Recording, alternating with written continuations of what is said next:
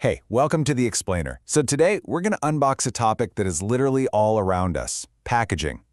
We're going to look right past those beautiful, shiny boxes and really uncover the surprising story and, the hidden costs that are lurking just beneath the surface. Oh, come on, you can admit it. We've all been there, right? You're drawn to a product, not just for what's inside, but because the package it comes in is just stunning. And brands, they totally count on this. They use a whole arsenal of special effects to make their stuff feel premium and, frankly, irresistible. It starts with finishes like that slick, almost wet-looking gloss varnish. And then there's that super eye-catching shimmer of metallic foil, stamped on to create this little flash of light, a touch of luxury. And my personal favorite, that soft touch finish. It has that velvety, almost rubbery feel to it. Look, these effects are all chosen on purpose to make products stand out, to make them feel special.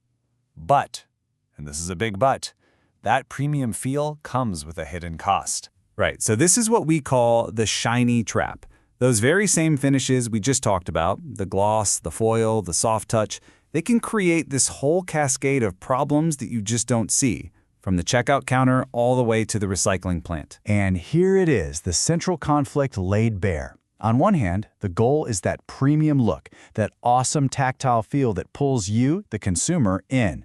But on the other hand, the unintended consequence is that the very same package might get flat-out rejected by recyclers or even cause a barcode to fail at checkout.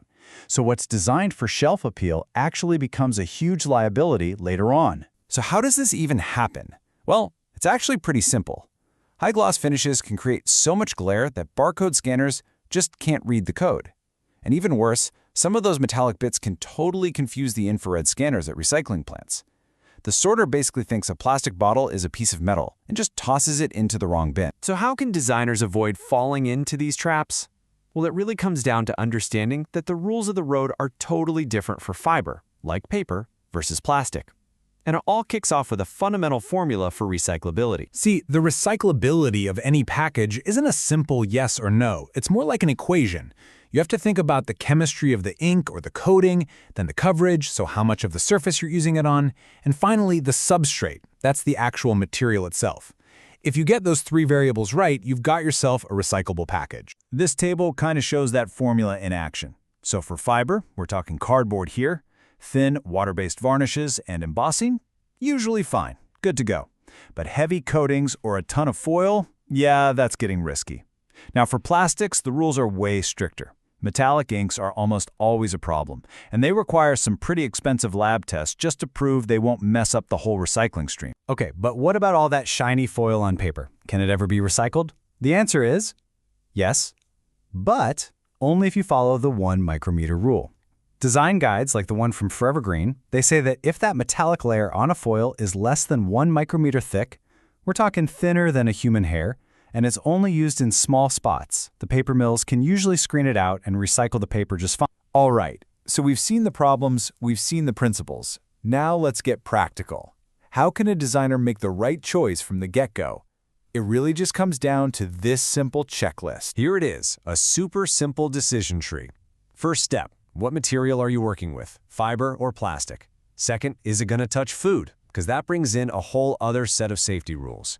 Third, and this is a big one, is there a barcode where you want to put that fancy finish? If yes, you have to keep that area matte and free of glare.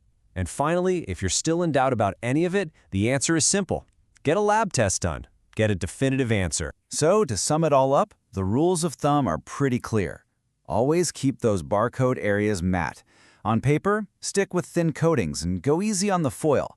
On plastic, just avoid metallics unless you've got test results proving they're safe.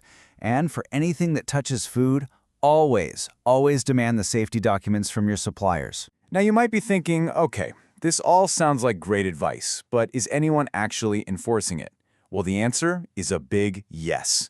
And the rules are getting much stricter very, very soon. Yeah, this isn't some far-off future thing. It's happening now. The EU's new packaging regulation, the PPWR, is said to raise the bar for recyclability by 2026. And around the same time, the UK's new EPR scheme will mean brands actually pay higher fees for packaging that's a pain to recycle. The big takeaway here is really simple.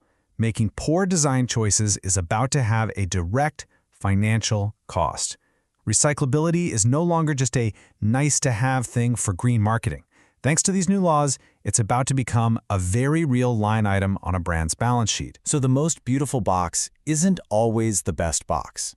The next time a dazzling package catches your eye, take a closer look. Check for that little matte window for the barcode. See if that foil is just a small accent.